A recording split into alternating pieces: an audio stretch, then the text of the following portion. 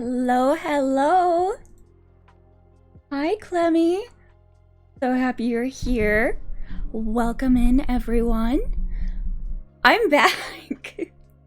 It has been a very long time since I have streamed. I think it was like March of 2023, maybe? So, like a year and a half. Oops. Sorry. My bad. But in my defense, it's been a big year and a half. It's been a really big year. How are you doing, Clemmy? So good to see you. Oh man. Have a nice hot pot of tea. I've got my Halloweeny mugs out. It's October, it's fall.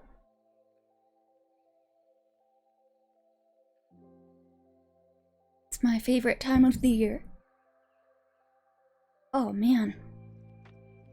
Yeah, so today, doing dishes.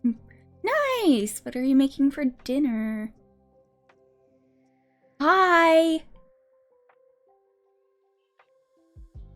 How you guys doing? I am good. I am, as you can tell from the title, today is my 1-year lung transplant anniversary. About this time last year, they were taking me down for surgery in Toronto. Minced meat and veggie soup. Ooh, that sounds really nice. I love soup! Soup season. Yeah, so, I guess we should, like, start kind of at the beginning where everything started to go downhill.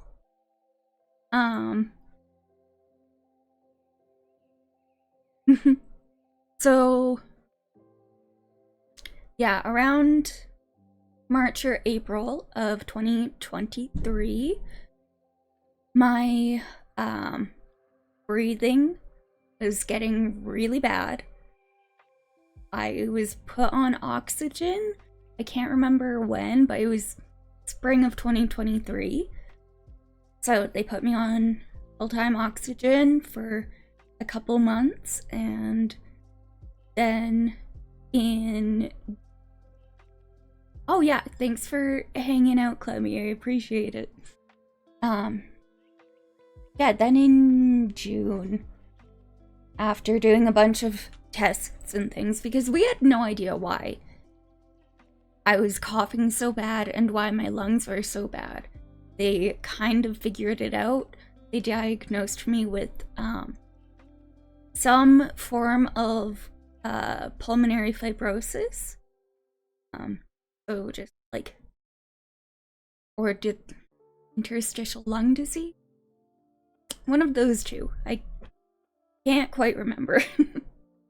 But so they diagnosed me with that and told us I needed a lung transplant, or I had a couple months left, maybe weeks. So it was actually a really hard decision, because lung transplants kind of involve a lot. They are not easy and really hard to go through.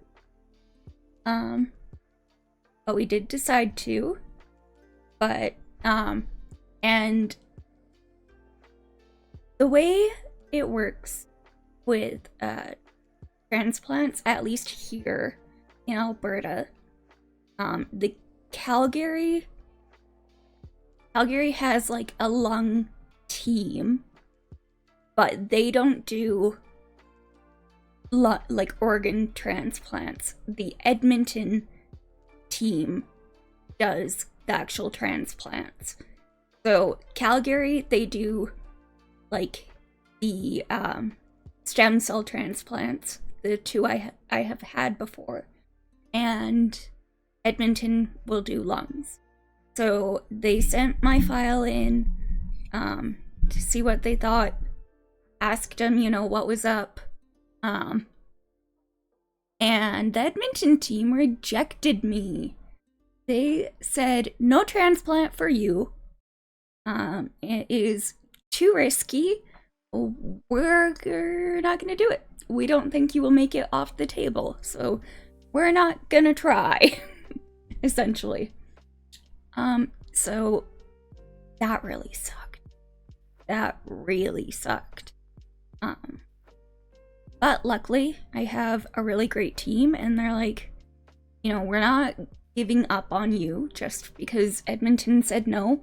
Doesn't mean someone else won't. So they sent my file over to Toronto, which is like pretty much the biggest transplant center in Canada. And they approved, which was awesome. Except for the fact, it's Toronto. It's the other side of the country. And, yeah, so that made things more complicated. We had to find, a place to stay for, after transplant and, before, and, for Steve to stay in. Oh, speaking of things that changed, the last time I streamed, I was engaged. I am no longer engaged. I am a wife. We got married this summer, so very exciting. I got new lungs and I got new husband.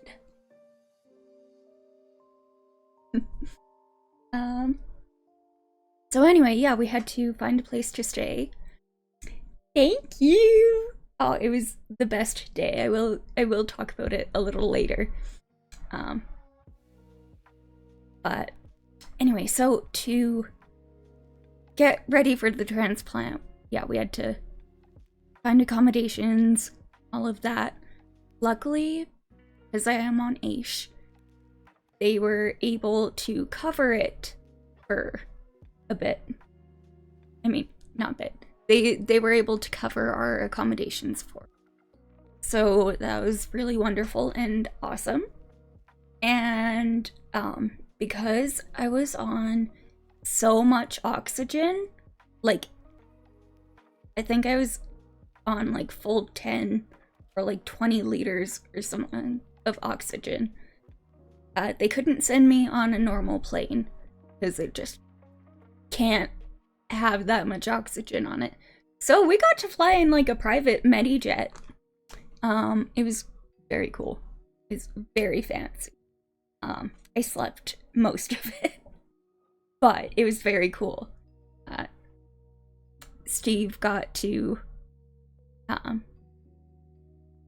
sit in the pilot seat for a little bit. That was very cool. So that was an adventure. And then, we get to Toronto, have to do more tests. I just want to say, Toronto General, step up your game. The rooms don't have TVs.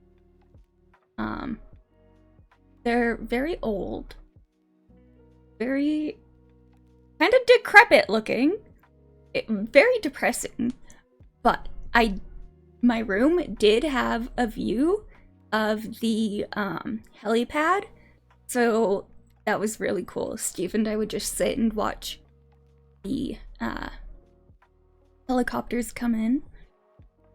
Not stars. I don't know what the Toronto one is. I can't remember, but it was very cool. Very much enjoyed that. But yeah, so that was mid-August. We went to Toronto August. So we spent it's just September, a month and a half waiting for lungs. We had 4 what we call dry runs. So they thought there were lungs, and then there were not. They, for some reason, didn't work out. Because once you procure the lungs from wherever, they bring them back to the hospital, and they do some different tests on them. Just to, like, be sure they're good, and for some reason, they didn't pass. So, 4 times I got, well, no. There was only one time I got, like, fully prepped. Like, the, like, disinfectant bath and everything. And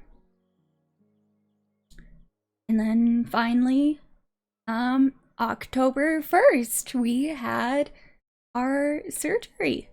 So, they told me the night before, and so, my dad flew out for my surgery, so I got to see him before I went down, which was nice.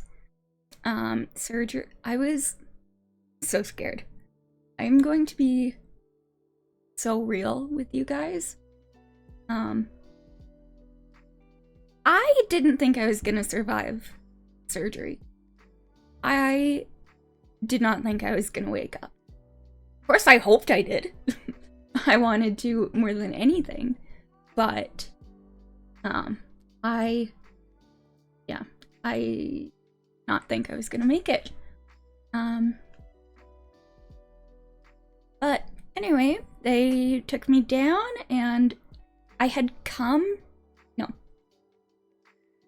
they had to give me a new PICC line for the surgery. For some reason, mine didn't work, so they had to do that while they were prepping me for surgery. And then, yeah, they put me out, and I woke up. No, that's a lie. So, my memory is a little fuzzy on it because I was very much not all there. But I think Steve said I was in surgery for about 10 hours. If I'm correct. 10 hours. And, you know, they came and brought me up to ICU. And then I am also not sure why, but they had to go back in for something. I don't know. Was it something with my heart? I think there was like an issue with my heart, or like bleeding or something. Anyway, they had to go back in. And typically, from what I've been seeing with a lot of other transplant patients, little side note, everyone's different. We're all on our own journey, blah, blah, blah. Most people wake up from surgery, like, the next day, and they're fine. They kept me under for 10 days. Almost 2 weeks. They kept me, like, sedated. I don't remember any of that at all. Yeah, apparently they were worried I was going to, like, rip, like, my tube out because they have you on a ventilator. Which, in their defense, I could see me doing that. So they kept me under 10 days while I healed up, I guess. And yeah, then I started getting kind of lucid. My dad had to leave, so I don't remember seeing him at all after surgery. Sorry, Dad. Love you. Um, I do not remember him being there aside from like before surgery. Apparently, like, when I was awake, I was like, I knew they were there and everything. So that's good.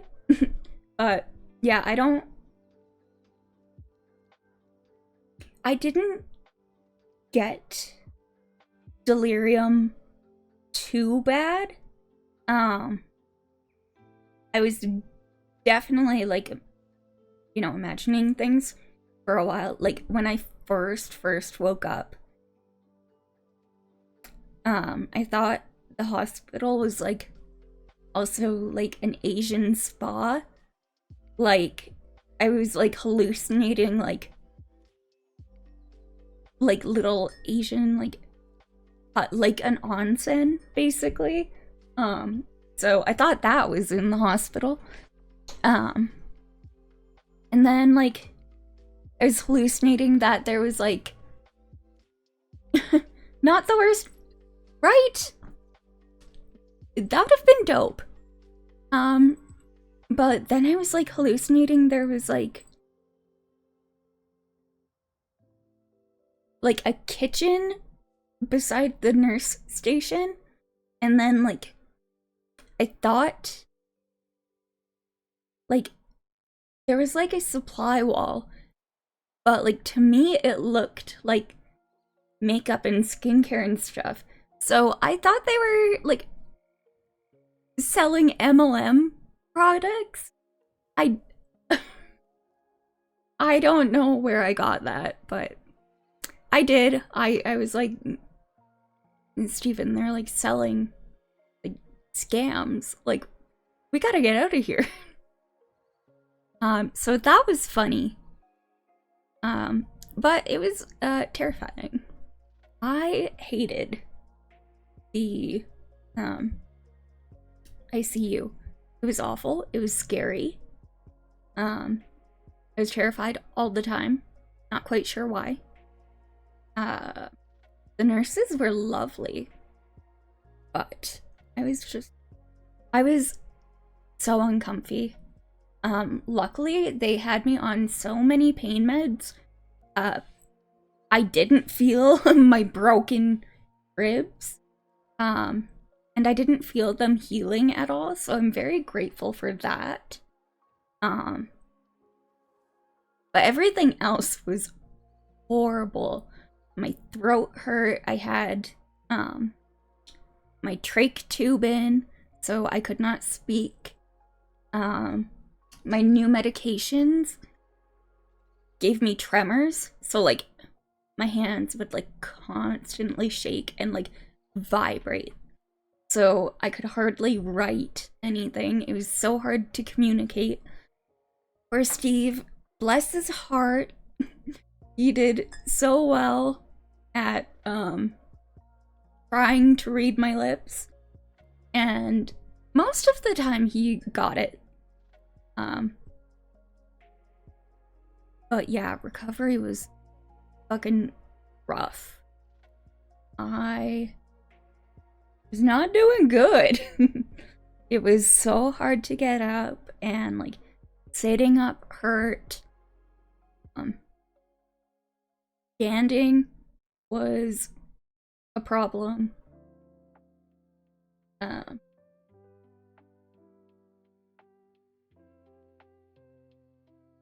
I won't get into going to the bathroom because that's probably TMI. But that was not fun either. Not fun at all. My meds did a lot of really terrible things to my body.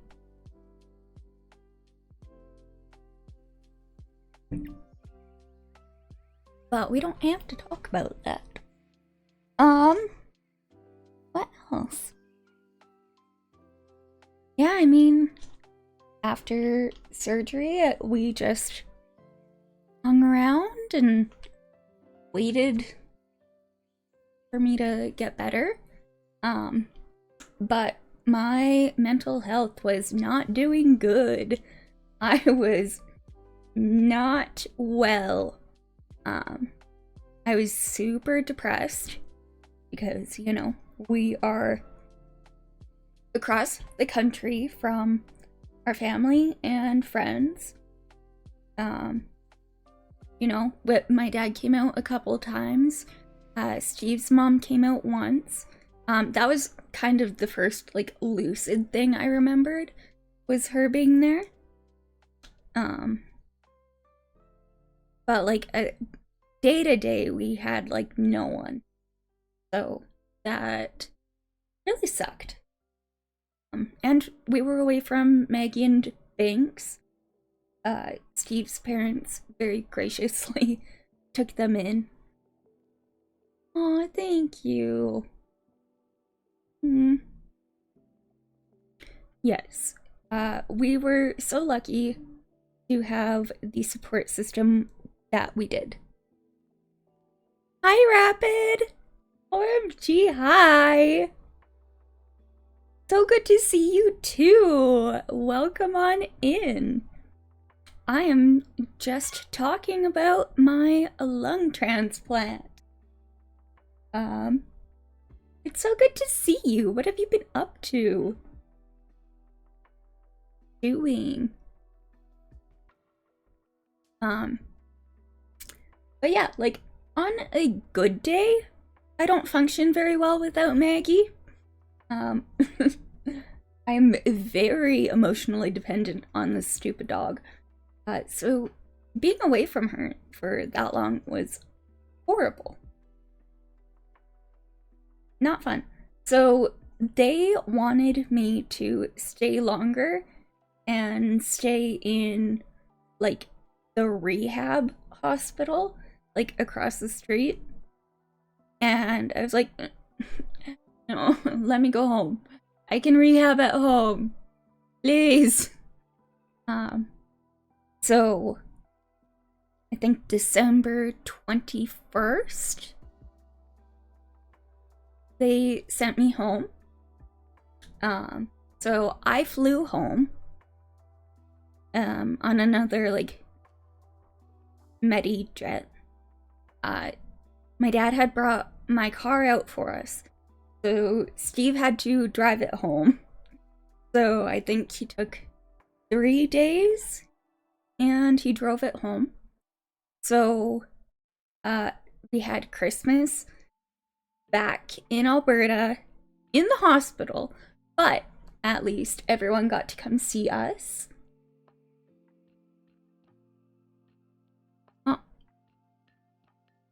We have an ad break coming up in a couple minutes. Just giving you guys a heads up. So when it comes on, I will, of course, stop chit-chatting and let them play. Or I at least won't say anything important. But those will be up in a couple minutes. But anyway, so Christmas is my favorite time of year. So I was happy to get to spend it with everybody. We had a little Christmas dinner. Yes, Rapid, I am doing really good now. I am, you know, 1 year post. So typically, like, you know, the first year is like recovery and can be really rough. But especially lately, we got my meds pretty much figured out and I'm feeling so much better. It is crazy how much one medication can, like, fuck up your entire system. And like, going off it has changed, like, everything. I haven't really started to talk about, like, the side effects and everything yet, so I will go over that in a bit. But yeah, so I was in the hospital in Calgary doing recovery, doing physio and stuff I think, until mid-January. And, finally let me come home. Oh, we're gonna have an ad play in like 30 seconds. Why don't I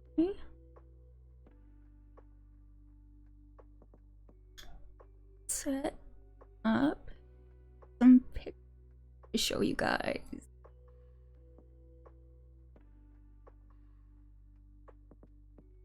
The ad plays in a minute here. No.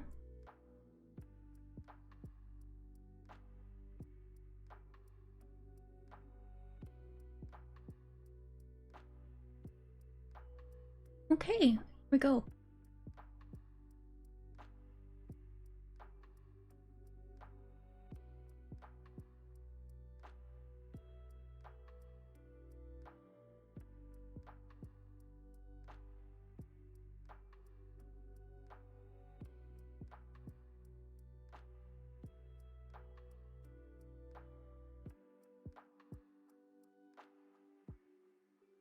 When the ad is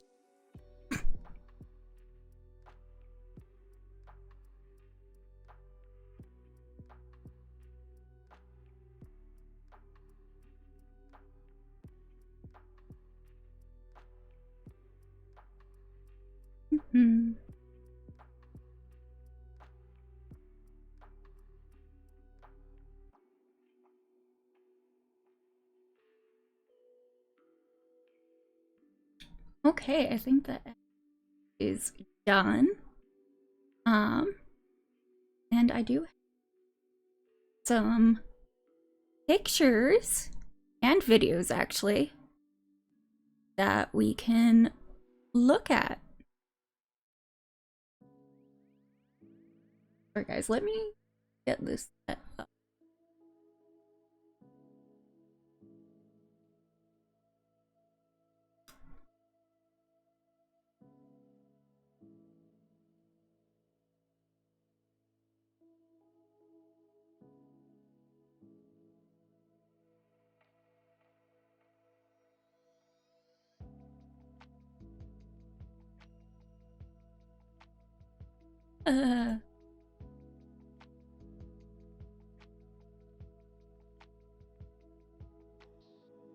My god. Alrighty. Sorry guys, I am so out of practice.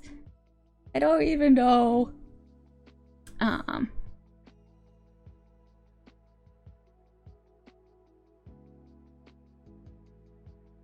gonna pop music.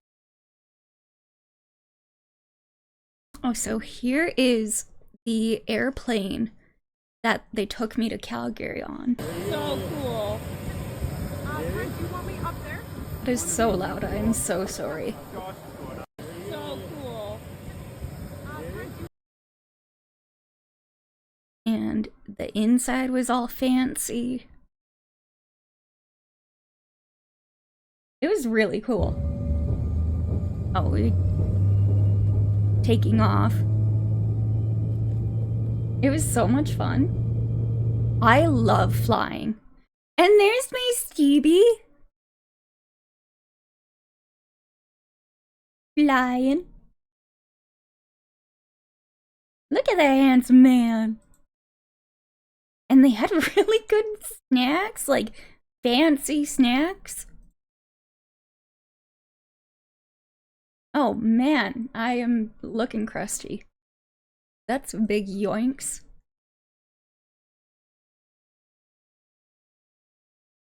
Oh, there's us in Toronto. Oh. A photo of Banks from my father-in-law. I took a bunch of kitty babies. I took a bunch of like little clips. I was planning on like vlogging. But I haven't put anything together yet. Do you guys want to watch them or no?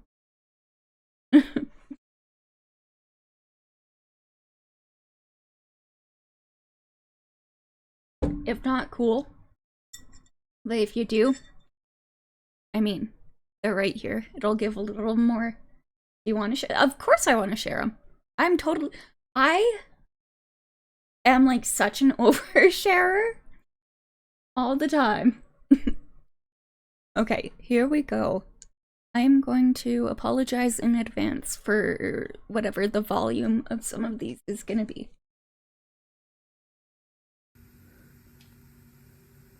Oh, okay. So, please stop. This was like a vitals and like video monitoring kind of thing.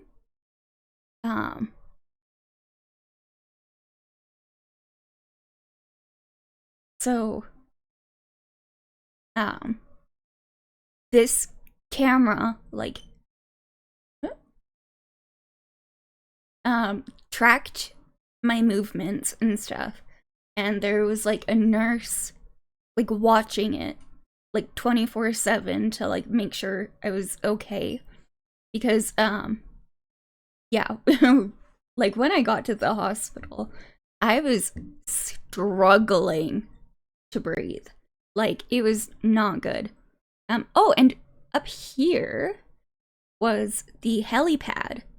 So, yeah, that's where I got to watch all of the helicopters come in.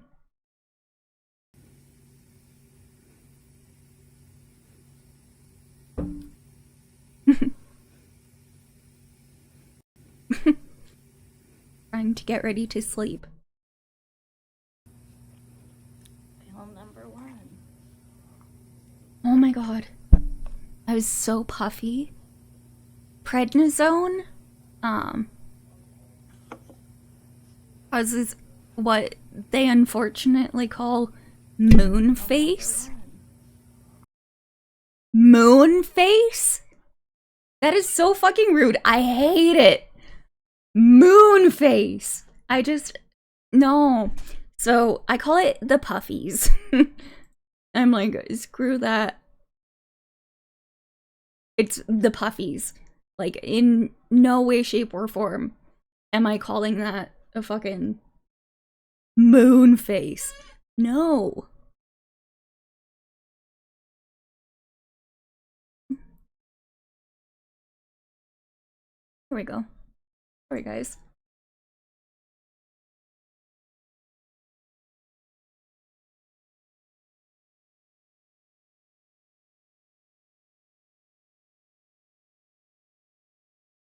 Not too much.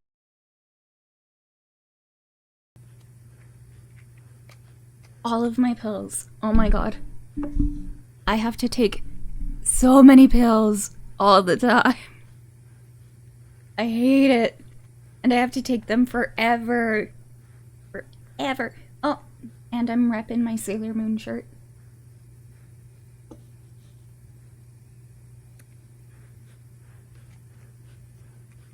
But, like, I do not look like myself here. I don't know who that woman is.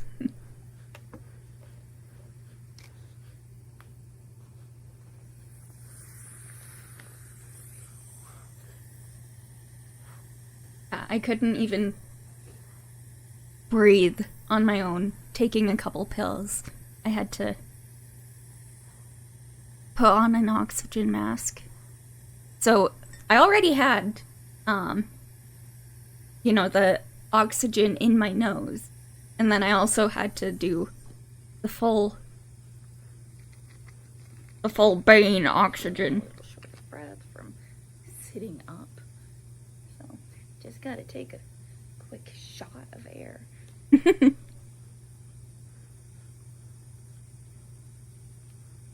This was a fun time. It's 9:30 in the morning. I think I've taken like 20 pills already. Maybe not quite, but close.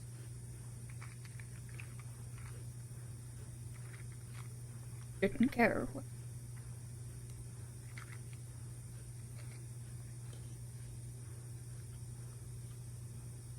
Guys, this clip is not very interesting. I think it's like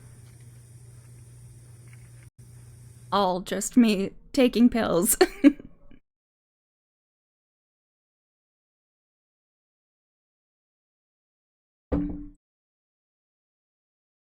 This cup of tea is getting.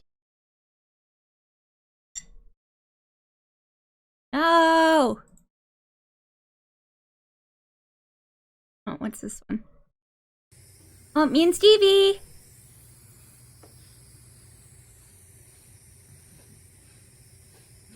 Oh my god, I love him so much. So, Stevie, for... Oh, this was a little pedal bike. I had to do this, like, every day. Because they want you as strong as possible before you go into your... But Stevie was staying for the first week. We could not find him, like, a condo or anything. So he stayed in a hostel. And every single night, I was worried he was going to get murdered. So for the first time in our, at the time, 3-year relationship, he shared his location with me, so I could check on him whenever I wanted, which I did very frequently. I was always tracking where he was, because I was worried. Luckily, that was only a week, and then he got into, like, our more permanent place. It was like a little studio condo. I never got to see it. We thought or hoped I would be there while we waited for the surgery and, like, after to recover. But I was too downhill before surgery, and I was just not good after surgery. So I never got to stay in it. But a bunch of other people did. My dad, Steve's mom, our lovely friends Pat and Cindy. I think Steve's auntie and one of his cousins. I'm not sure if they stayed there. I think they went there. But not me. That's just me pedaling. Is this 1 hour? We're pedaling. Feel a little like I'm gonna die. But we're good. Are we good, Nicole? 1 hour. Are we good?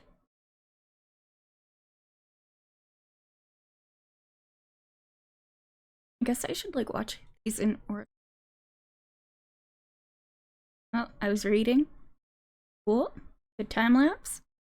Thanks, Nick. Okay, so actually that was pretty cool. They came in for an x-ray. Here they have, like, mobile x-ray machines. Oh yeah, this was the shit. I'll have inserted a clip of what that looks like, but yeah, they bring the x-ray to you. So, you know, it helps. We're not...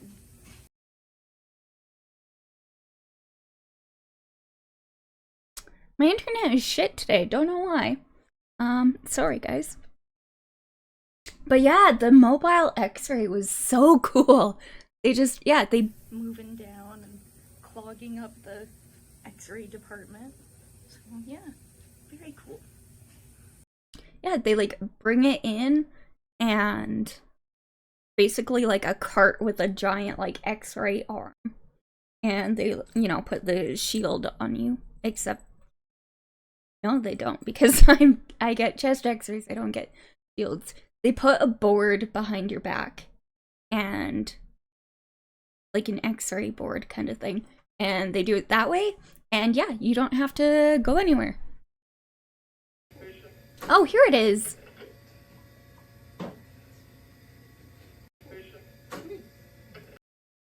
guys, so I did not film anything else yesterday afternoon because literally all Steve and I did was lay in bed and kind of nap and Oh my god, stop fiddling with your hair. movies, and yeah, we just had a very chill afternoon. We did literally just laid here, and I tried to nap for like 2 hours, but it was not working. Stevie had a nap. But yeah, just hung out and chilled. It was a very boring day. I cannot Very believe my chill face was so like far, that. too. Just been taking my pills and hanging out. I'm gonna sit and read. My eyebrows were good though. What happened to my eyebrows? Where the fuck did they go? Yeah, it's Tuesday now, so all of the doctors are back, so they've been in, and yeah, we're just hanging out. Oh my god, you can hear the oxygen. Trying to get me down on oxygen, but I don't think it's going to happen. No, baby, it ain't. At rest, I'm on 6, which is an attainable rate at home. But like, to get up to go to the bathroom, I'm on 15, and then when I'm like exercising, like I go for my walks, I'm on 25, which is not doable with a home machine. So, but like, I have a good feeling. I have a feeling lungs are coming soon. So I've been reading through my manual, and there's like kind of a lot of scary stuff in it. But There's a lot of scary stuff in it. hopefully I'll have lungs soon. Hi guys, so That manual, oh my god. Scary stuff. First of all, it's like thick. It's a big boy. I think we had a digital sorry, I keep poking the mic. We had a digital copy. And I think maybe a physical one too. But it is a lot of reading. Because there is so much that goes into keeping yourself alive after surgery. It is like insane. I forget a lot of it. And I'm really thankful I'm in like a couple like lung transplant groups because they'll remind me that I'm not supposed to do something. Like what was it? Oh yeah, the other day I had to be reminded I'm not supposed to like eat like salad from a restaurant or have like ice cubes from like a restaurant or like anywhere. No ice cubes because ice machines are dirty and you don't know how well restaurants are washing their lettuce. So, that's one thing. Huge setback for me personally. No grapefruit. You can't have grapefruit. It fucks up your meds. Which is unfortunate because I love grapefruit. It was devastating. Every once in a while, I'm just like, I just need a Fresca. I just want to crack open a grapefruit, but I can't. And I never can again. Big sad. Big sad. 1 hour of pedaling. That was it for that day. So that was September 5th.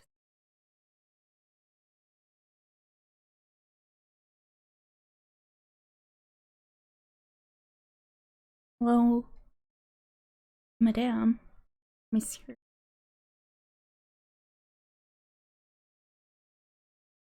No, I want Last Ah! Nope. Oh, that's Maggie. Well, last October, please.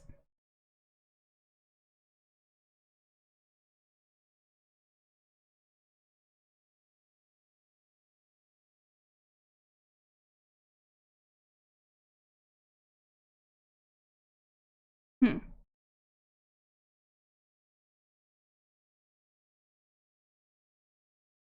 October.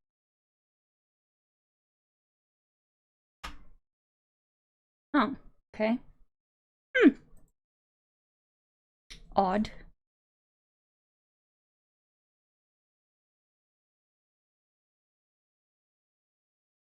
Oh, it might be in location.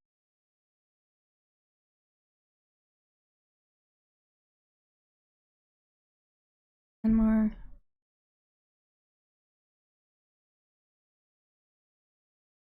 Hmm. Okay, guys, that might be it for um pictures and video. I thought there was more.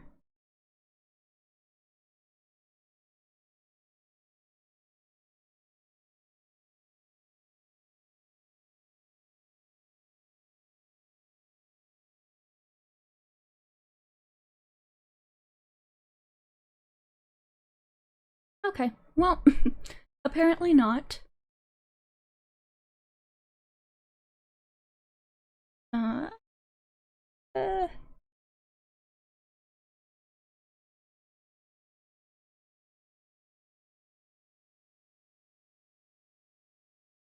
I did some like new key bindings and stuff.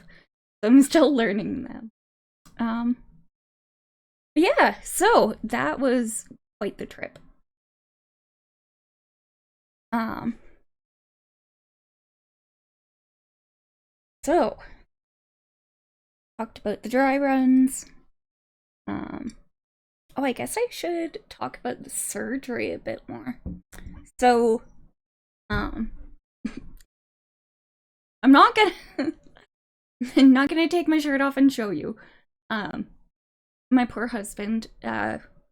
You know, after the surgery, I show like everyone my scar, like everyone who like I hadn't seen since before the transplant. I'm like lifting my shirt. I'm like, look, but most of the time, surgeons will um cut down this way to do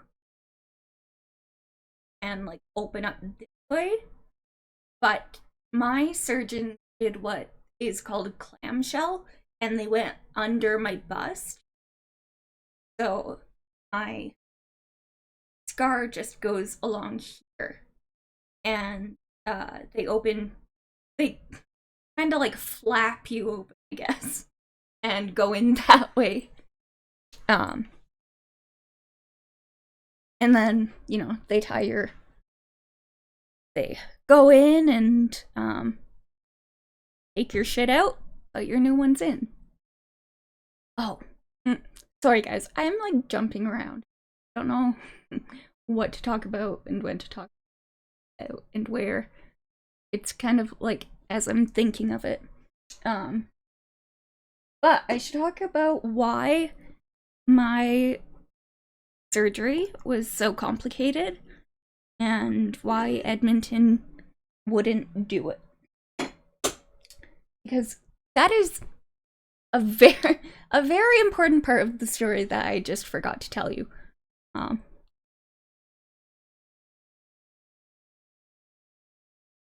oh my god. I love my weenie mugs so much. I feel like I should bring the stack up here to use as decor. Uh, so, for those of you who are not aware, at 19, I was diagnosed with non-Hodgkin's lymphoma. I did chemo, I did an auto stem cell transplant, which was, you know, a stem cell transplant with your own cells. I did radiation. I did like pill chemo treatment. I did everything under the sun. I did another stem cell transplant in 2018 from a donor stem cell, which, funnily enough, I came out of with more cancer than I went in with. Don't know how that happened. And then we finally found an immunotherapy that worked. Thank God. So I'm still here. But because of all of the years of cancer treatment and radiation and, all of the tumors that had been there, there's now a fuck ton, a literal fuck ton of scar tissue in my chest. So much. And scar tissue makes surgeries really complicated because it bleeds a lot. It's hard to work with and around. And my most of my chest is scar tissue from all of that. So yes, the Alberta transplant team did not feel it was worth it going in and having me die on the table, which is fair. I think they were being pushed. Not even try. But it's okay because Toronto said yes, and I had literally the best lung surgeon in Canada. Thank you, Dr. Young. He was amazing. Don't know how he did it, but he got through the scar tissue and got me my lungs, which was fantastic.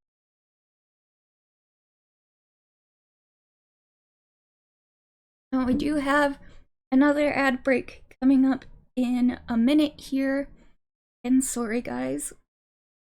Just gotta. So again, I will not talk about anything too important. But we will just hang out. So, I believe for 2023, Toronto General themselves performed 217 lung transplants, which is a lot and fantastic. The more transplants people get, the better, and the better technology and stuff gets. I always say I was born at the right time. If I had been born pretty much any earlier, I would not have made it through all of this shit. Don't think chemo would have been as effective. The treatment that cured me, I'm technically not cured until next year when I'm 5 years NED, but that didn't exist at the time.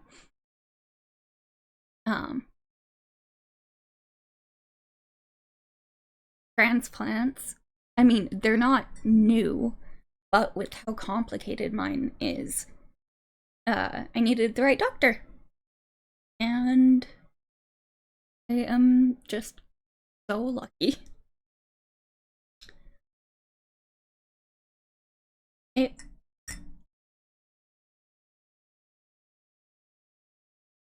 Yeah, I have very conflicting feelings about it. But I'll talk about that more later. Oh,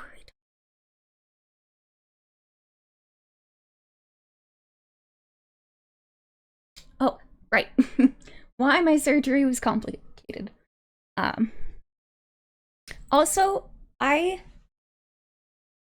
have apparently like a smaller chest cavity than like average for like my height and weight and age, all that jazz. So finding me a set of lungs was kind of complicated. Um, you know, we had to find a pair that fit. Um, and when we found a set of lungs, um, they actually did not technically fit. They were too big for my body. So they received a little trim. They trimmed my lungs. So I think it's my left side is just like one big lobe on the side. No.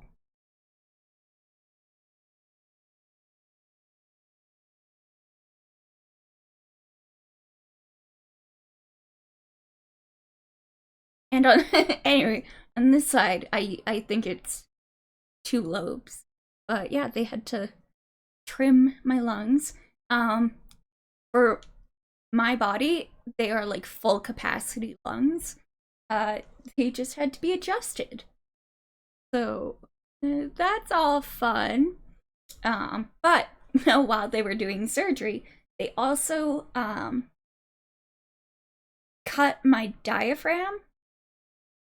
So that was also something I had to work around.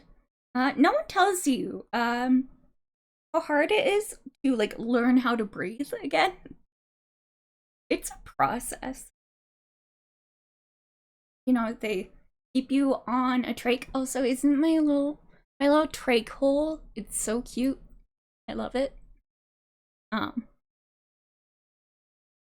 while it was healing, my wonderful sister Mariah, she wanted to stick her finger in it so bad, so. But I would not let her. I'm like, no way, you are not sticking your finger in my neck hole. But the process for getting off the ventilator, crazy, not fun. So you have the ventilator coming out your throat, breathing for you, stuff. I had a feeding tube, in my nose, down my stomach. I was on a liquid diet. Not fun. I didn't like it. So thirsty. You can't drink water. Like, until you're, like, off vent and, like, cleared for, like, swallowing, you can't drink water. And I was so thirsty all the time. And it was, like, painful. All I wanted was water. And I couldn't have it. But, so, we're on the regular trach. And then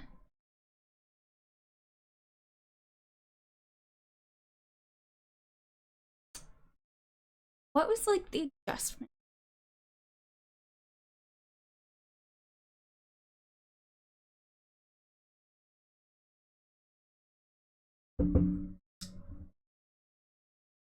I'm going to my husband.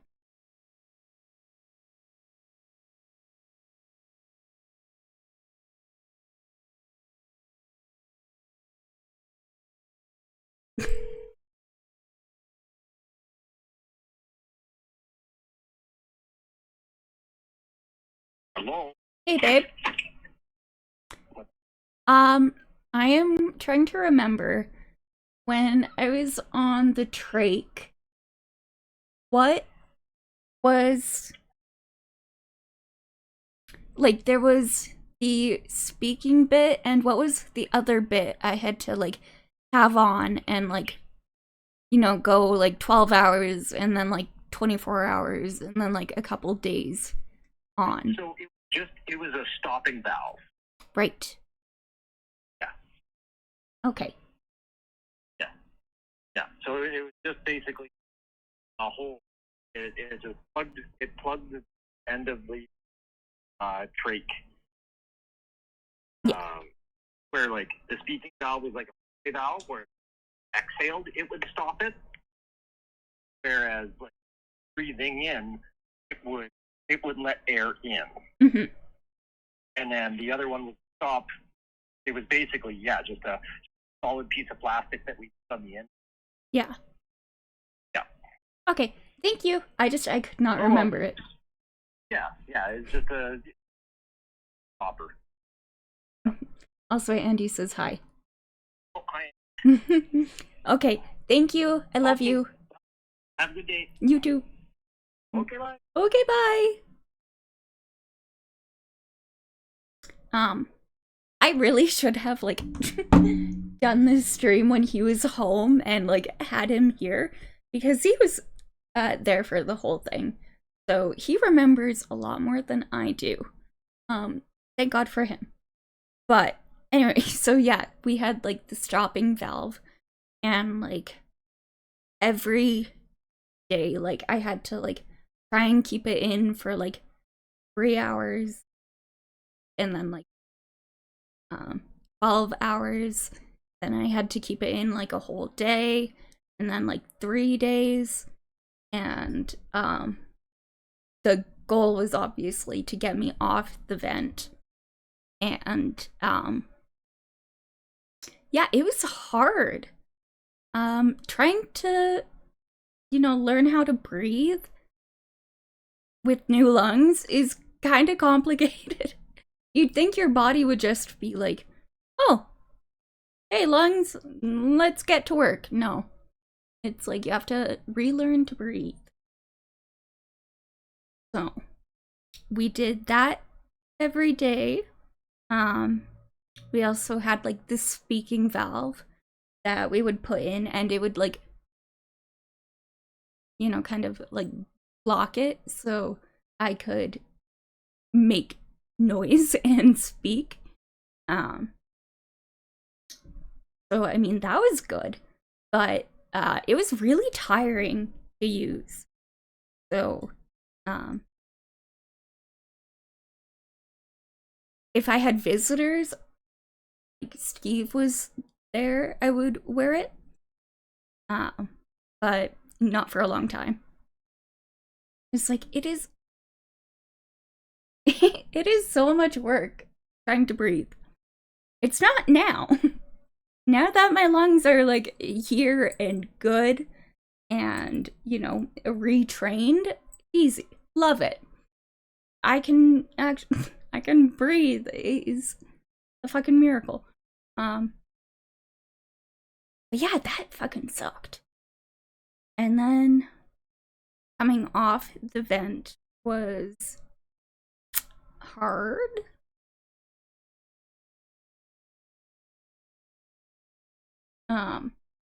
When did I get off the... I don't think until like a week or two before they sent me home. And yeah, I so happy to get off it. And then I had to do like a swallow test where they mix like barium powder with like different things like milk, water, applesauce. They put it on like bread or something, and then like you swallow and like I think they scan you while you do it. Anyway, I passed. And I drank a big old thing of water. Oh my god, it was such a relief to like drink water and like eat something.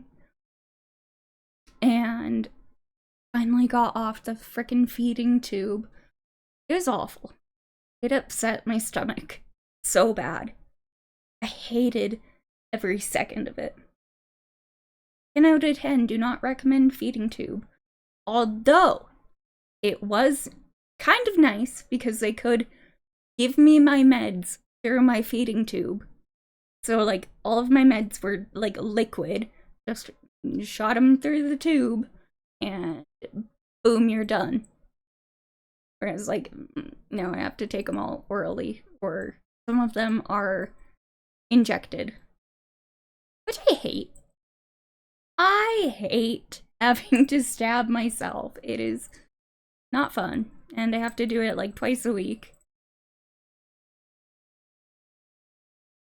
I'm on so many meds. I'm still on prednisone. And I will be forever. I'm on tacrolimus, which I will be on forever.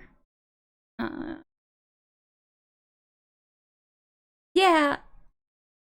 I don't mind injections either. But yeah, I hate doing it myself.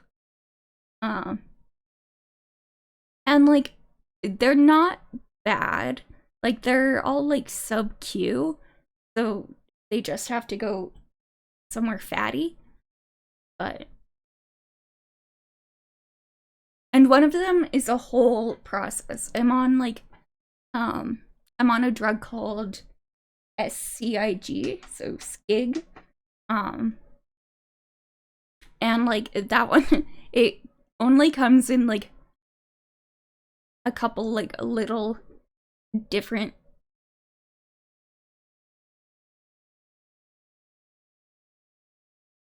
syringe sizes. But I have to take like 20 grams of it.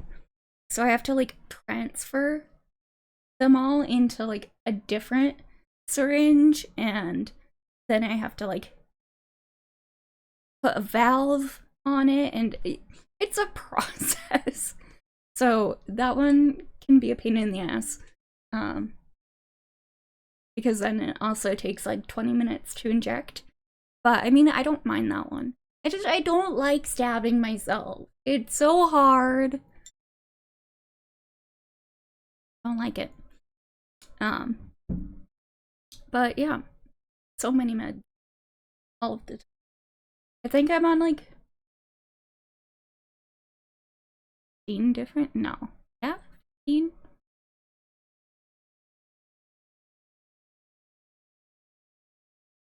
Yeah, that's fair. Oh, another side effect of the transplant, or, you know, more a side effect of having to take prednisone. I'm diabetic! So I have to give myself insulin every day and watch my sugars. I've been very naughty. I love sweets so much. I'm a sweet girl. I eat sugar.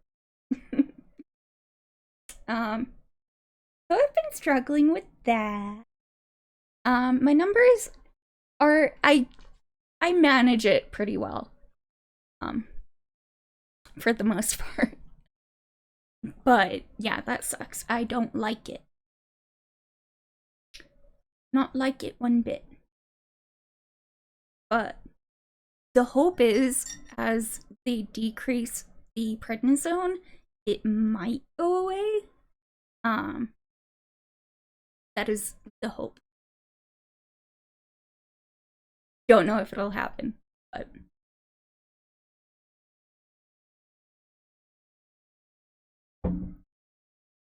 oh man. It was just such a whirlwind. Do you guys have any questions? Like anything specific you want to know about surgery, or pre or post, or anything? Yeah, after we came back, it was right into wedding planning mode. Because it went from being like a year and a half away to being like 7 months away real fucking quick. And luckily, we had been really good at the beginning of wedding planning, and we booked like all of our big stuff. We had our venue, our caterer, DJ, photographer, videographer, all of that was all booked. So the rest was, oh, and I had my dress. The rest was pretty easy. Bridesmaids' dresses, flower girl dresses, the boys' suits. Good. We're still waiting on the majority of our wedding photos and our wedding video. Hopefully get them soon. It's been on my ass about it. Which they're coming. But yeah, it was the perfect day. I wore a wig. My hair got extremely thin during the transplant. So it is not great. I hate it. It's really thin, like especially at the top and like at the back. So yeah, I wore a wig for the wedding because I wanted long, pretty princess hair. And I got it.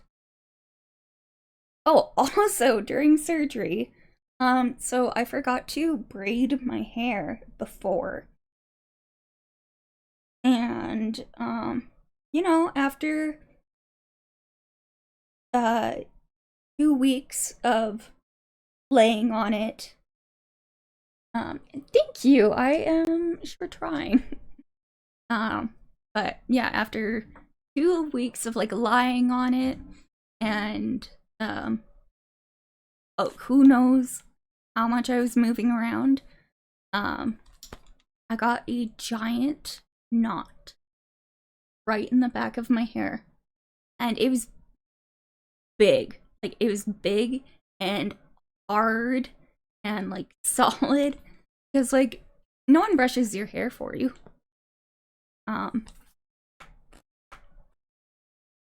You know, he was too worried too, because like I was attached to all of these tubes and wires, and he's like, yeah, I didn't want to do it. So unfortunately that happened, and both Steve and his mom spent hours trying to detangle it. They tried so hard, bless their hearts, but we ended up having to cut it out because like it was like right in like the center of the back of my head, or like a little off center, and so I was laying on it and it was so uncomfy. It was giving me headaches. It was just not cool. So yeah. Lost a bunch of hair back there to a knot. Not fun. Hi, Mr. Banks. Hi, buddy. You're someone really happy I'm home. Hi, bud. Can I see you? Yes, come here. Meow. Ah!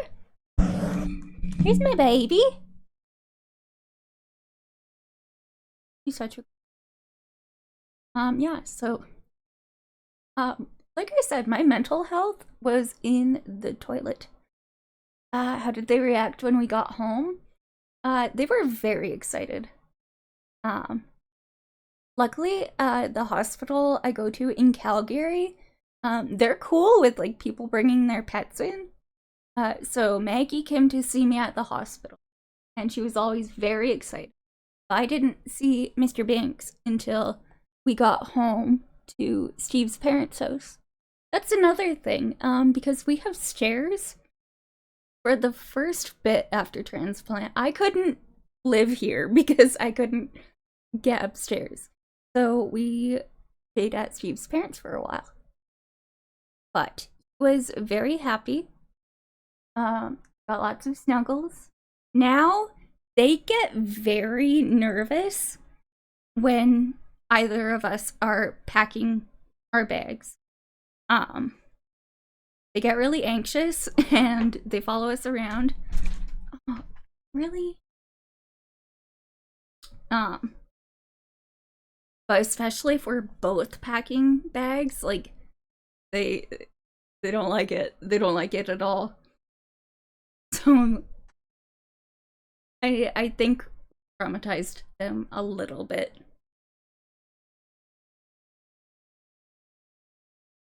But yeah, I was so happy to come home. Um, I cannot clean the litter box anymore. I am not allowed. So poor Stevie has to do that.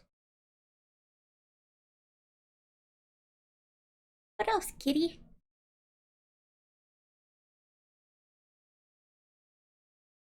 Sitting on top of my computer.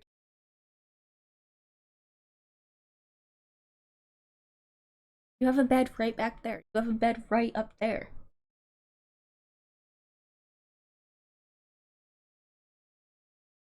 Oh, please do not make that jump. Okay.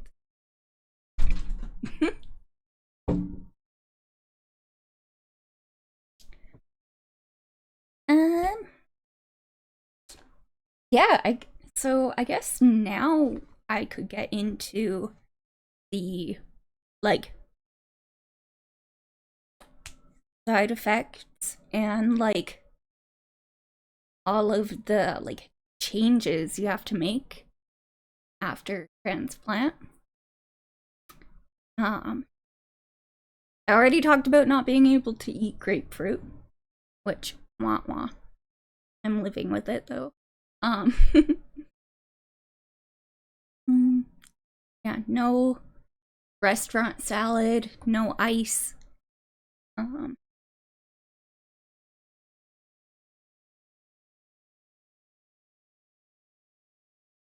For the first year, no travel. Like, I mean, like driving around and stuff. But, okay, yeah, no, that's another one I had to be reminded of. I'm not supposed to have deli meats, but I love them. They say you can have it if you cook it, but yeah, you're not supposed to have deli meat. That was another one I forgot about.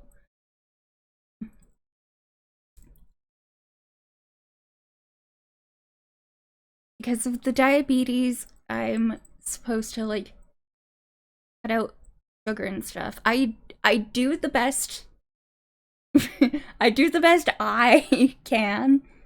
Like for my tea, I have sugar-free syrup. We found some like sugar-free chocolates and stuff. For a while we were trying to do like gluten-free pastas and stuff.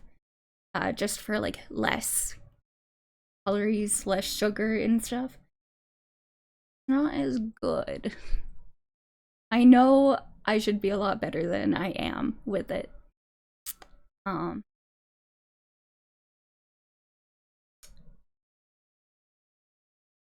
You're not supposed to drink after.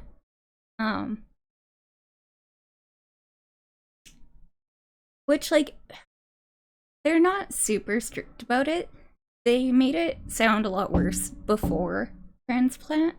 Like pre-transplant, it was like no alcohol ever. If you ever drink again in your life, like your meds are gonna fuck up. You're gonna lose your lungs.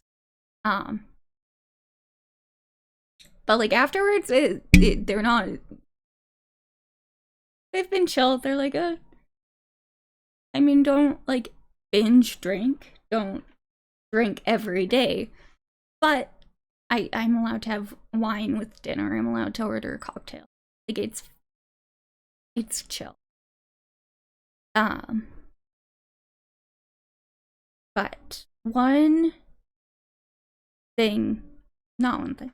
The main things I have been struggling a lot with is, the chance of rejection. At any time, my body could just be like, no. And the new lungs just kind of fail. And that is really scary. Because I don't know if I could do it again. I genuinely don't know.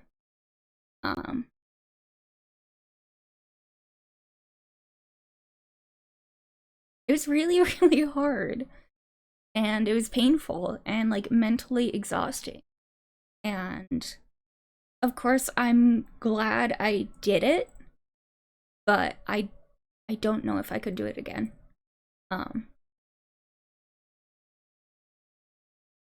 Yeah, it was really hard. And another thing too is like it raises your chances for more cancers. So, higher chance of skin cancer, higher chance of lung cancer, all sorts of cancers. And it's like, I just, I spent like 6 years of my life.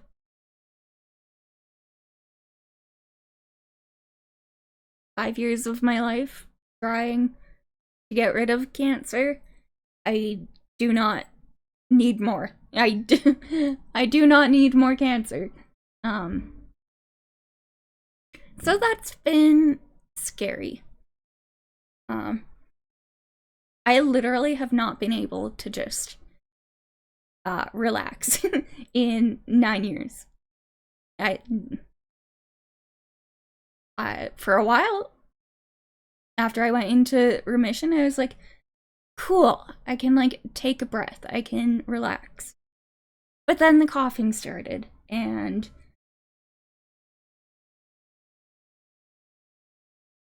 my lungs are failing, have to get new lungs and transplant.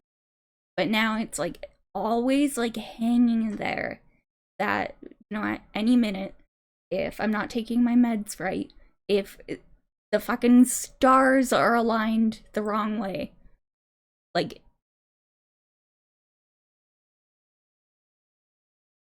lungs quit, I have more cancer. I know! Isn't it so cool? When I used to be streaming, like, I would have to, like, mute myself coughing.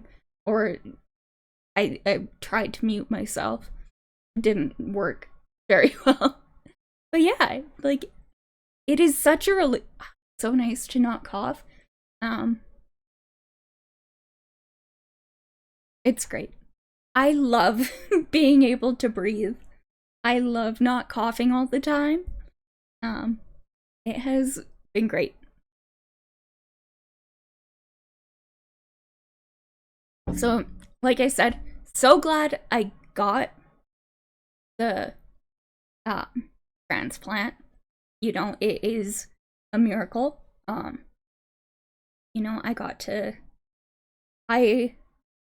had to stay alive to get married. I needed to be married to Steve.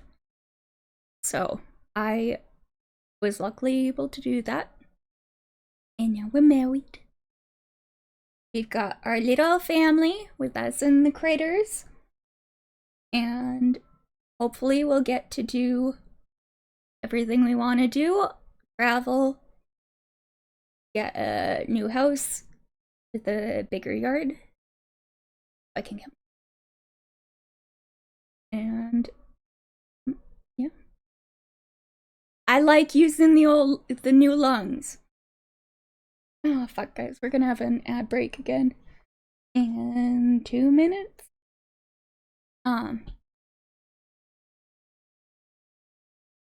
What else? I mean, like, things have been good. I'm not very good at my physio. I have a video call with my physio doctor tomorrow, and he's He's gonna kick my ass. Oh man. I hate exercise. And like, they're not even asking me to do a whole lot. Like, he wants me to like walk for like half an hour a day. And it's like, but now it's cold outside, so I can't. And it's so boring just walking up and down my hall for like 10 minutes 3 times a day. It's just a pain. And I'm supposed to be doing like strength training and stuff. I don't have like any weights or anything. So it's just I'm bad. I am bad at this. But I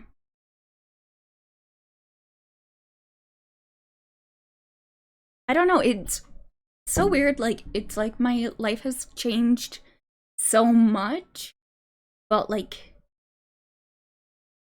now it doesn't feel any different. Yes, it makes it so much easier. Now I put last time I, did my 10-minute walking down the hall, I put on like a hot girl walk playlist, and like that was fun. But yeah, maybe I should use that time to call a friend and gossip. That could be a very good idea.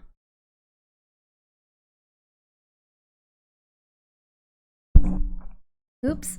I keep bumping the mic. I'm so sorry. I'm not good at this anymore. I've forgotten how to do this. And we're gonna have an ad in a second. We want. On. Hold on.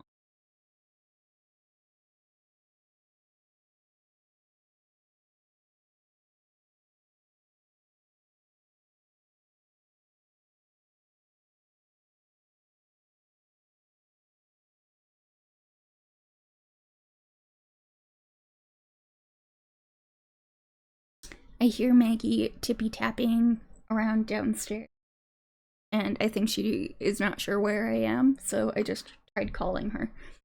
But I don't think she's coming. Oh my. Ad break is so long. I'm so. Maggie, please come.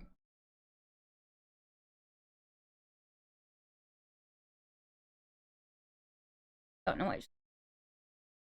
Maggie's 9 now, guys. Turned 9 in April. So she is a senior lady.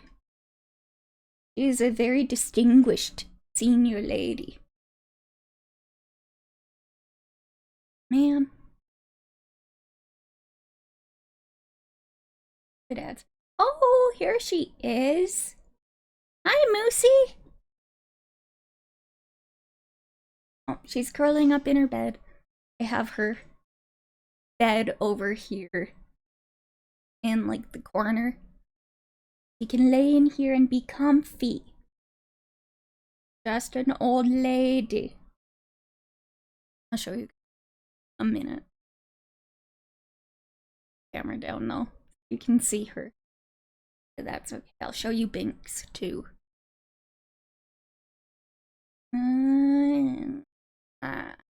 And the ad. Yay! Sorry about that, guys. I'm sure that was awful and painful. I apologize. But I have a treat for you. For a second, this is gonna suck. Whoop! Whoop! Maggie! Maggie Moo! Hi, baby! Say hi to everyone. My distinguished old lady. So, Maggie is a bull mastiff. Hello!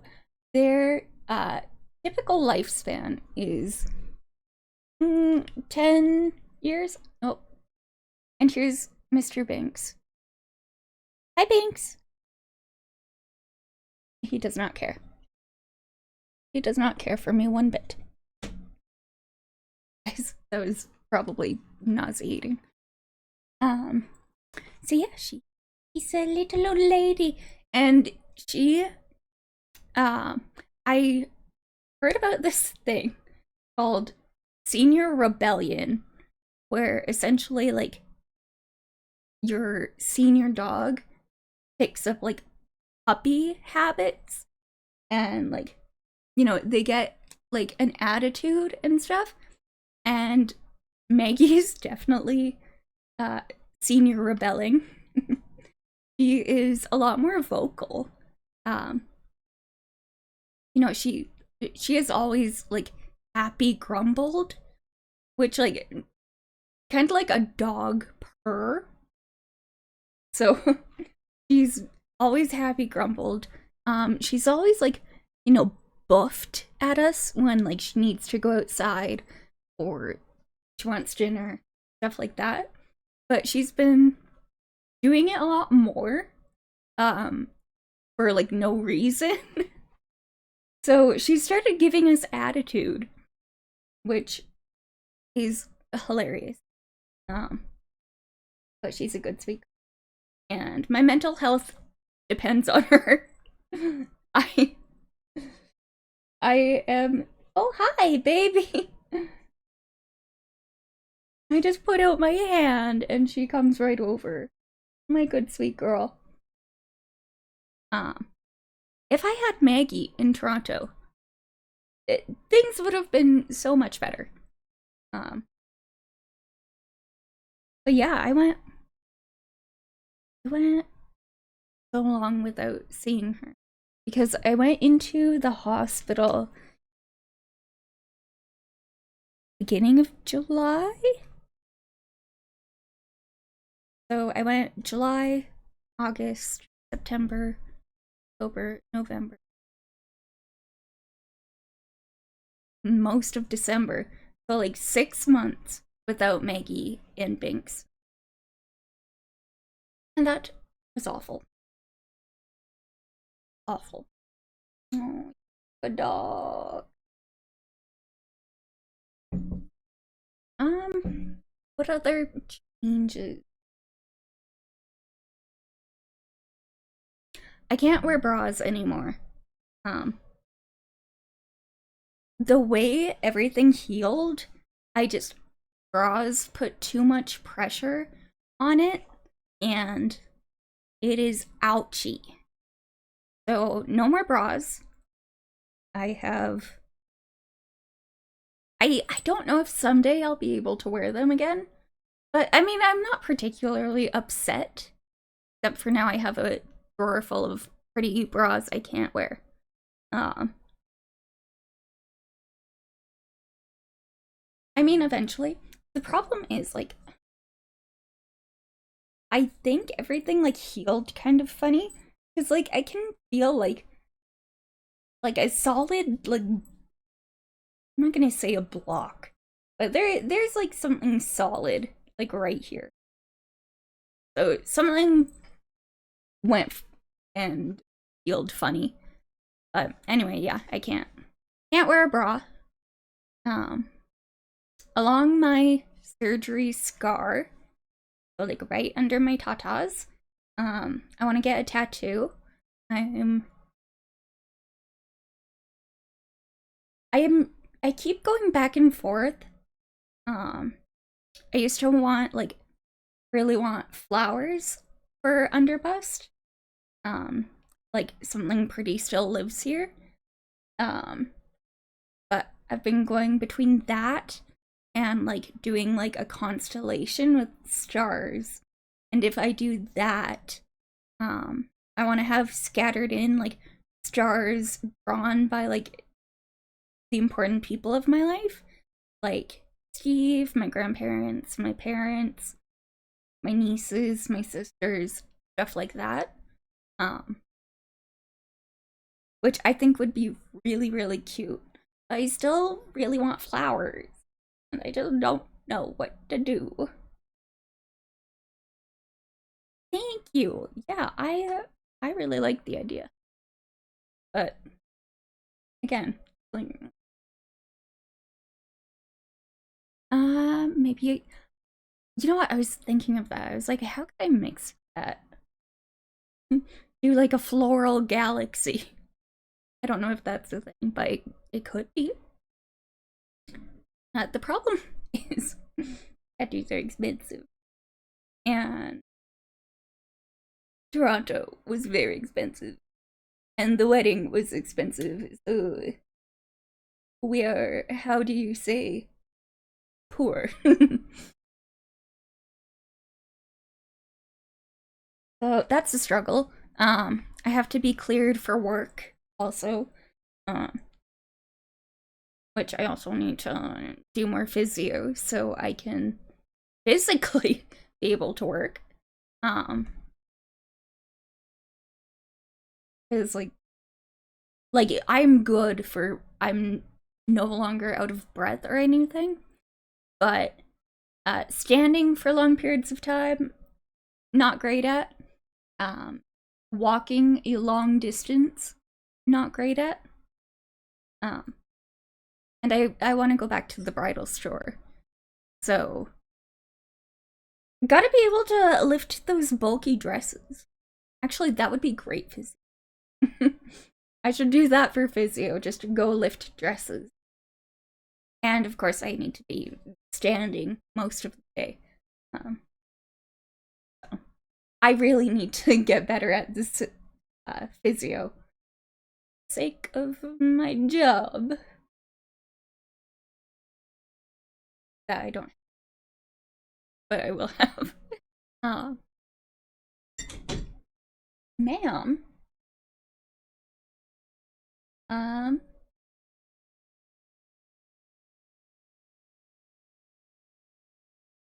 Oh,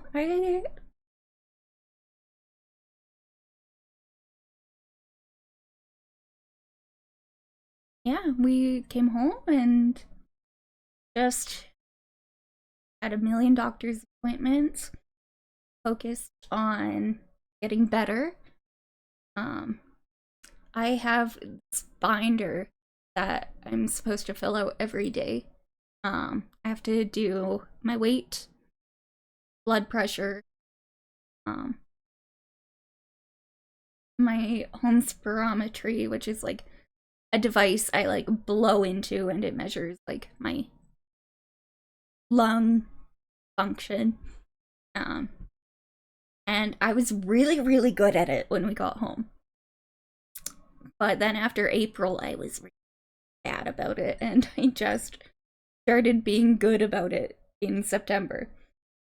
So I have to do that every day, which is fine. So that is my everyday. I take pills 3 times a day, morning, dinner, and bedtime. And yeah, I probably take 15 or 20 medications. I don't even know.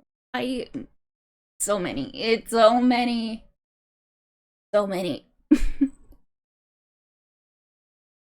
And yeah. Yeah, today's my 1 year lungiverse. A year ago, we really weren't sure I would be here. And I am. And that is pretty cool. I have I have managed to survive when I wasn't supposed to 3 times now? Times? Yeah, after my first like chemo treatments, my doctor had said, "Oh, there's really nothing else we can do for you," which fuck you. I switched oncologists after that. And then after my second second stem cell transplant. Yeah, cancer had like I had some on my liver, on my lungs, not in them, and a bunch of other places. And again, they said, don't know what we can do for you. Like, you have like, and I survived that. And then the lungs were like, hey, we're done. And I survived that. So I'm feeling pretty good about that. Feeling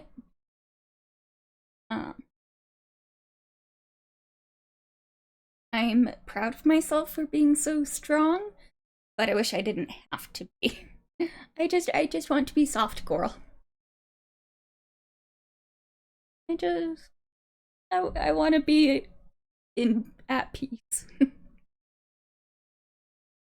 It is, yeah, it's exhausting. I envy anyone who does not have a lot of health problems and they just live and they're just chill. They're not always thinking about, oh, this feels bad. Does this mean I have this? I'm so tired too. I have like massive fatigue all the time. I'm tired when I wake up. I'm tired in the middle of the day. You know when I'm not tired? At night. When I want to go to bed. And it's weird. Like, when I'm in the hospital, I am like dead by 9 p.m. I'm like begging them to like give me my meds early and leave me the fuck alone so I can sleep. I get home and it's like I physically cannot sleep. Next thing I know, it's like 2 in the morning. And it's not fun. So sleep disorders for the win.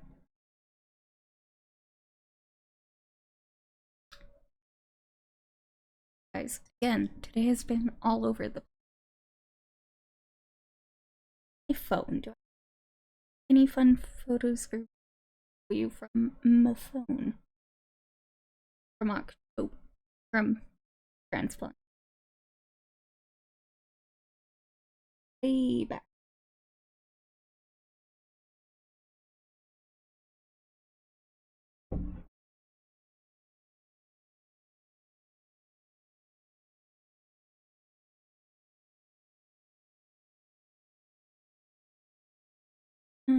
Those were all.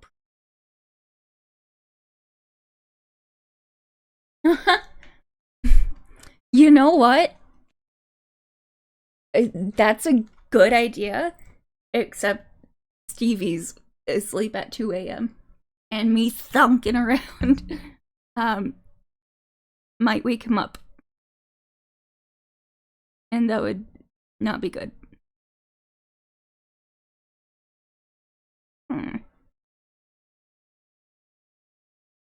Do I not have anything from post-transplant? I've gotta.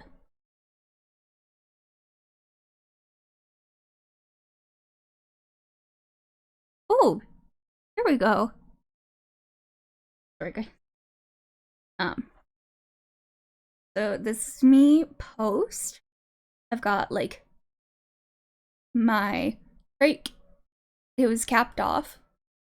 I think we were doing like the stop cap practice. I've got my fucking feeding tube in my nose and I've got oxygen.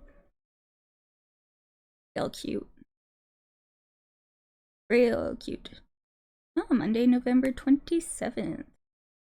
Cool, yo.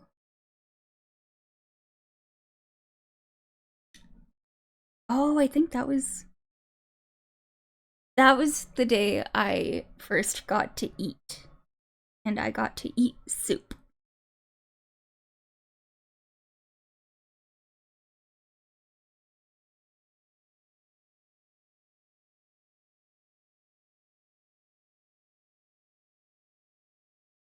before.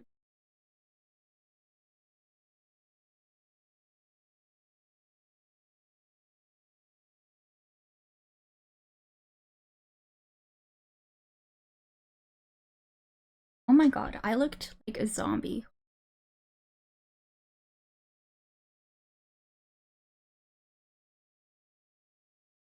Oh, here's a really cute one of me and my dad. This was right before I went down for surgery.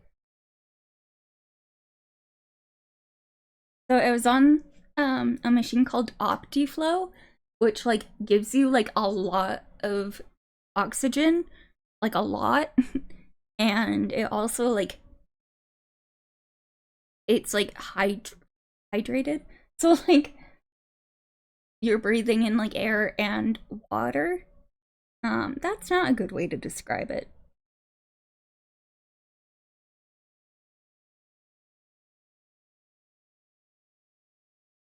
Oh my god. I took a picture of the knot, you guys.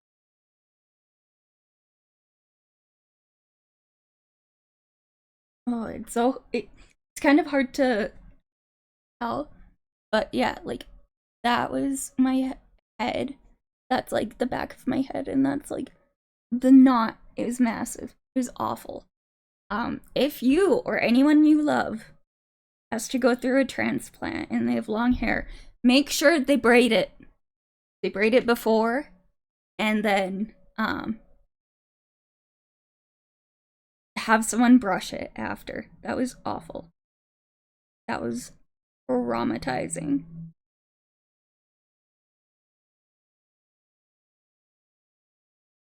Like, why are none of these up on my Google Photos?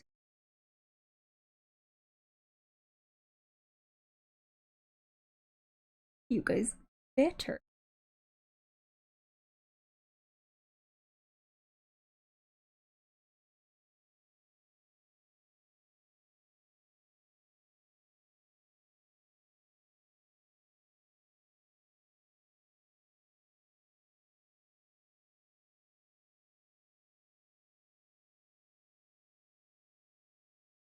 Hi.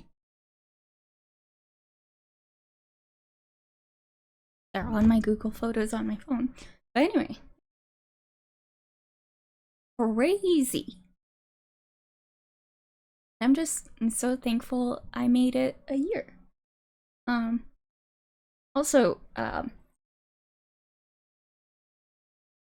in the States, you are allowed to, you know, if the donor, like if their family gives permission, like you're allowed to like find out about them and contact them and blah blah blah. In Canada, we cannot do that.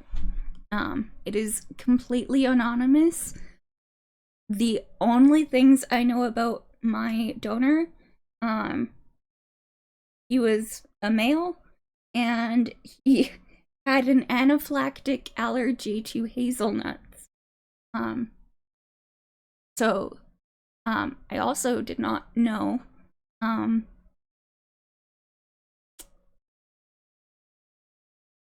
during a transplant you can acquire the donor's allergy. We haven't done like full allergy testing on me yet because like hazelnut tests are hard to do. Because like you basically just have to like sit and eat like I think she said like 20 hazelnuts just like in a row and see if there's any reaction. And that's a lot of work. So I've just been kind of avoiding it just to be safe. But you know, chances are I did not inherit the allergy. But we're just being careful for now. So yeah, that's all I know about him. I know nothing else. I'll never know his name. I'll never know who his family is. I'll never find out which allergy test squirrel edition. I love that. Absolutely. But yeah, so I am so grateful. I am alive, unfortunately, because someone else had to die. Um, but I am here and I am living my life. Um, I right after I got the transplant, I was like really bummed about like not getting to like thank the donor's family or anything. But now, like, especially when I have like bad days and I'm being kind of a piece of shit, I'm like, thank God, like, I don't know them, they don't know me, because like, what what would they think of what I'm doing with like their loved ones' lungs? Like, are like I know they wouldn't like, I don't know, but like they probably wouldn't like be all on the up and up of my day to day or anything, but it's like, I don't know, I feel like that's so much pressure to like, you know, make sure you're doing the absolute best for your lungs, which I mean, you should be. You shouldn't have eaten that pasta with our son's lungs. Exactly. So, I'm kind of glad about that because it's like, I don't know, it's so complicated. I'm kind of glad I don't have to make that choice. I know a lot of like transplant receivers out in the world like do get in contact with the families and like sometimes have like friendships or relationships. You know, not relationships, but you know, they know the donors' families and stuff. But I think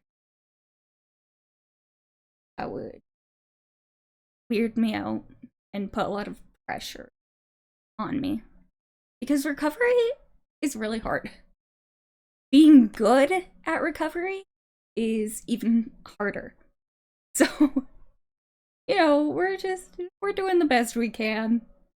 And I don't need anyone judging what I'm doing with my lungs because they are mine now. We had to custom fit them. Like they're custom. They're mine. Um but yeah, I am a little grateful that, you know, in Canada we're not allowed to know. But like I am such a nosy bitch. So like no take backsies. So like I want to know. It's like, what were they like? Like what did they do? Like give me the tea. Um nosy. Oh well. Been really wonderful. And it's been, you know, a big year. Within this past calendar year, I've gotten new lungs. Um, I have been on like a MediJet, been on a private plane, technically, or anyway, like um, our friends got married. That's again in a minute. Damn it. Nice news. Yeah, so our dear friends got married. Steve was a groomsman, and I was a bridesmaid. That was wonderful. Um, we got married. Hold on. I'm bad at this.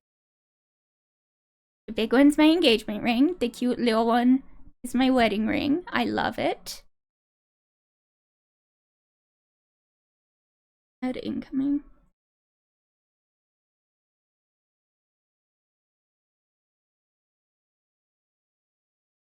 everything is mirrored, so I'm really um anyway, sorry about the ads.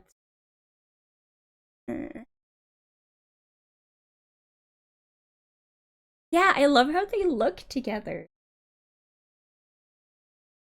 It is so cute. I need to get my engagement ring sized. Because literally since I got it, it's been way too big. Right now I have like a little silicone thing on it to hold it on. Another minute on the ad. I'm so sorry. I'm so. I forgot to turn ads off. I am posting this on YouTube, so hi everyone who's not getting ads. This is real awkward. Like I said, I am out of practice. Much so. I'm gonna have more tea.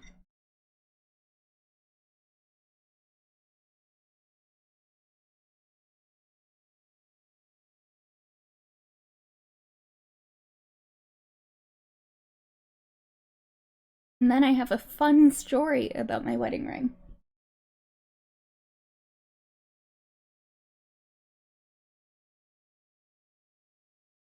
30 seconds. Okay, I can't remember who. I'm sorry. I have it written down somewhere. But for my bridal shower, someone got me like an electric like mug warmer, and it is my favorite thing. I put my little teapot on it and it keeps my teapot hot. So I've always got hot tea, or like if I have a big mug, it like keeps the mug hot. One of my favorite gifts from the bridal shower. But anyway, fun story about my ring, my wedding ring. So everyone knows I'm obsessed with Sailor Moon. Church. I love Sailor Moon. My great loves are Steven, Sailor Moon, and Taylor Swift.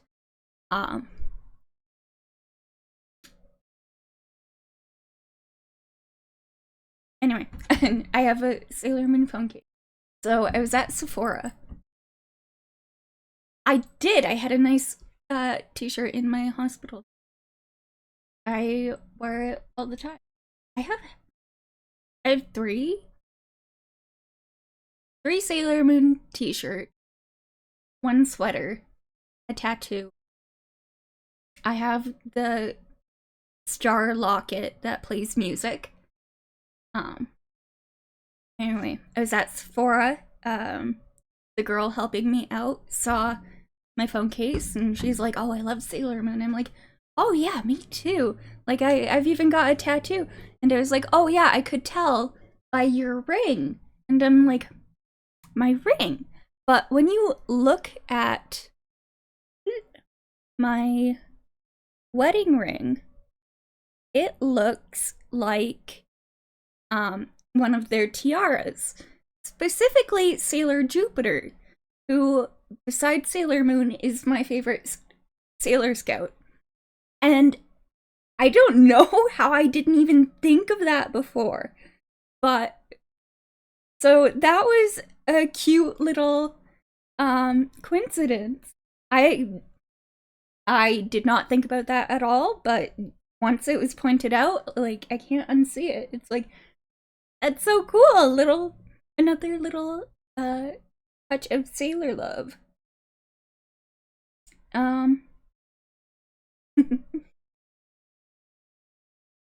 Yeah, now I have to tell everyone that I did it on purpose. I'm like, oh yeah, my wedding ring represents the eternal love I have for my husband and Sailor Jupiter. Hands down. So, funny story.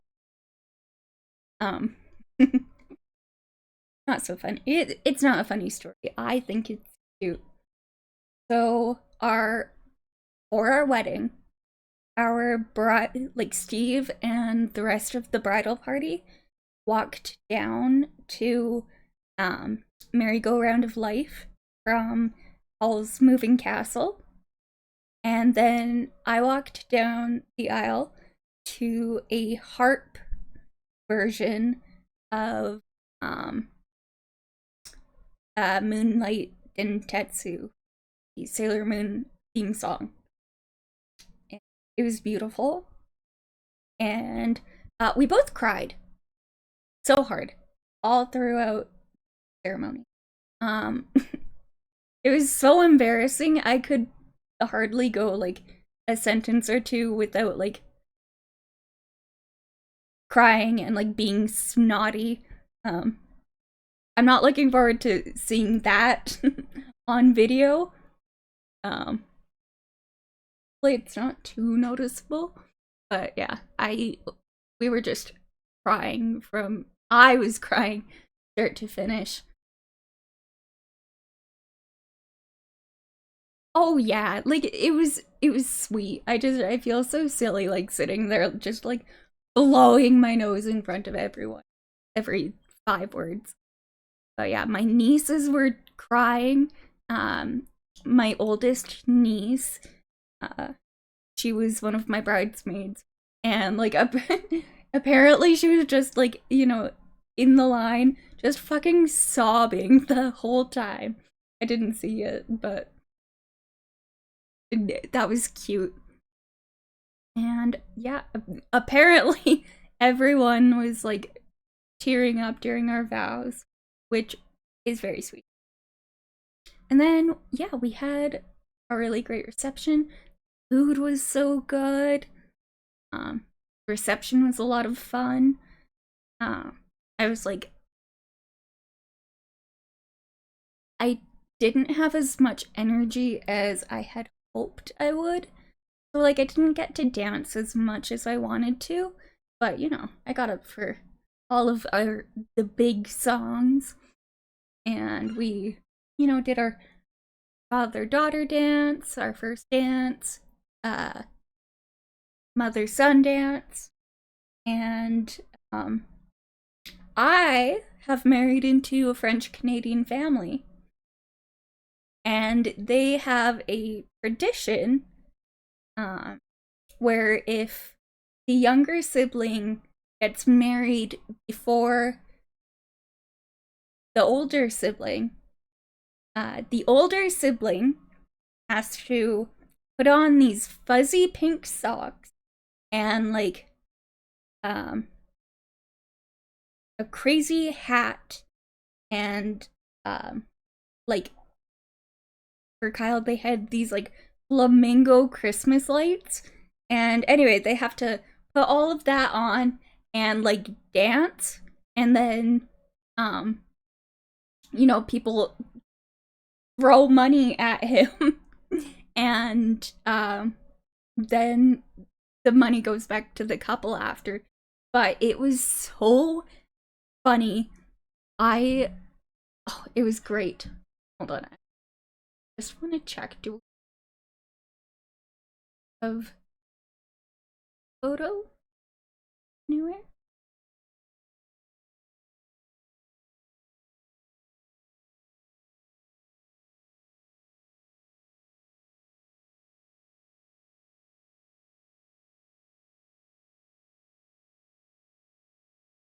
Sure.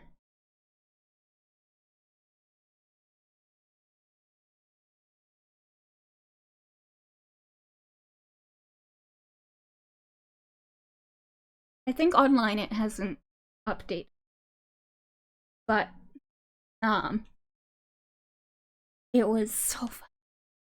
And Kyle was like such a good sport. It was just great. I loved it. But here is a picture of Kyle in his hat with his flamingo lights. And he was having a grand old time. It was wonderful. Um, and it was so nice meeting the majority of Steve's family. Most of his aunts and uncles made it out. Um, and now for Easter this year, we're flying out there. Go visit and meet the rest. And I am so nervous because I don't speak any French. I know bonjour and oui and no and that's it. So that should be interesting. I am looking forward to it. I have loved all of his family that I've met. They're all so sweet and wonderful. So that's exciting.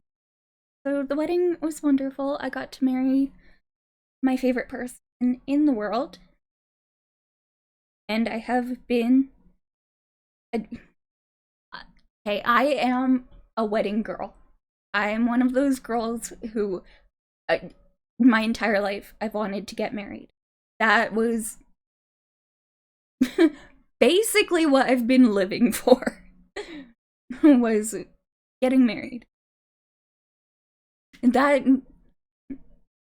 it sounds really pathetic now, but like that was like the one thing like keeping me going. I was like, I gotta get through this so I can get married. So internally I knew like we should do something more practical, more low-key, cheaper. But like I always wanted a big wedding. It was so important to me. And like we didn't go big. Just weddings in general cost a lot. But our venue was perfect. The weather was perfect.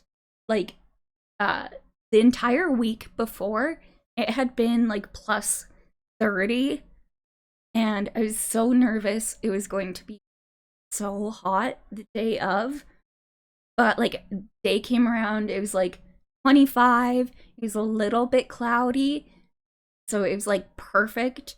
No one was like sweltering. It was such a relief. The food was delicious. Steve looked so handsome.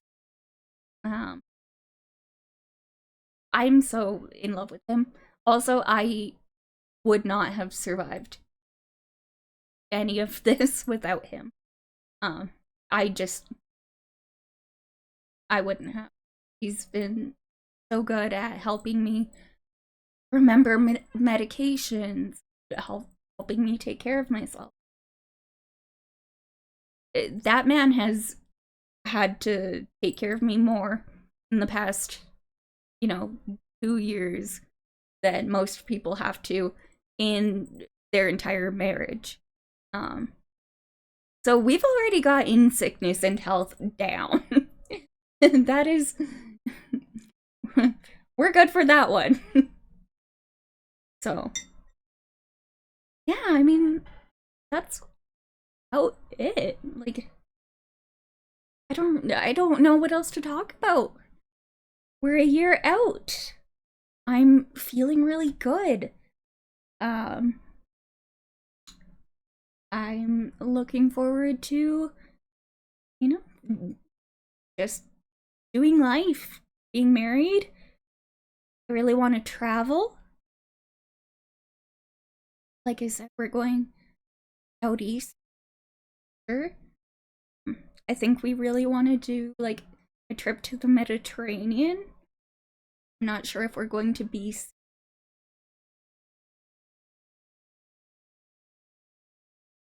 travel, get back to work. I really want to get back into designing. I need to do sewing. I am also out of practice with that.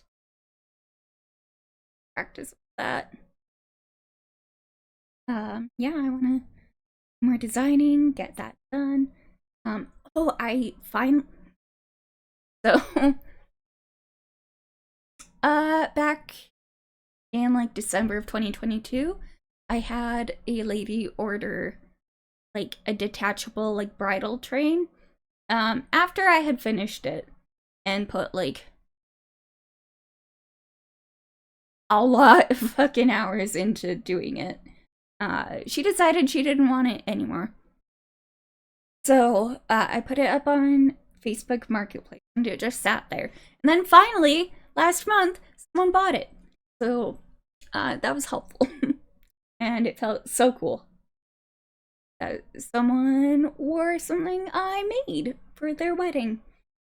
And that was a really great feeling. So I want to do more of that. Yeah. It's pretty good. Hanging out with Maggie Moo most of the day. Gonna try and get back into streaming. Yeah.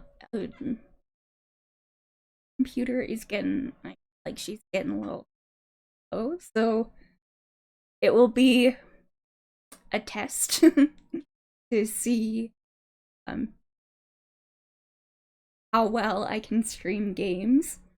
But we'll see how it goes. But yeah, that is about it. Thank you so much, guys, for hanging out, listening, just being here. It has been really great.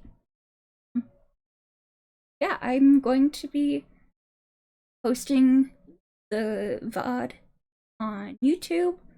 So, if you want to rewatch it there or go leave any questions or anything, I can answer them there as well. So, thank you so much for tuning in, guys. I think I'm going to call it a day. I need more tea and a snack. So, have a wonderful everyone. I love you so much. And I will see you soon. Okay. It was so nice hearing from you too. Thank you for hanging out. I really appreciate it. I was a little worried today. I was like, oh, I'm gonna go on and be talking to dead air. But it was so nice having you here. I do really appreciate it. Thank you for being here. Thanks for being a friend. Okay, homies. I am out. Goodbye.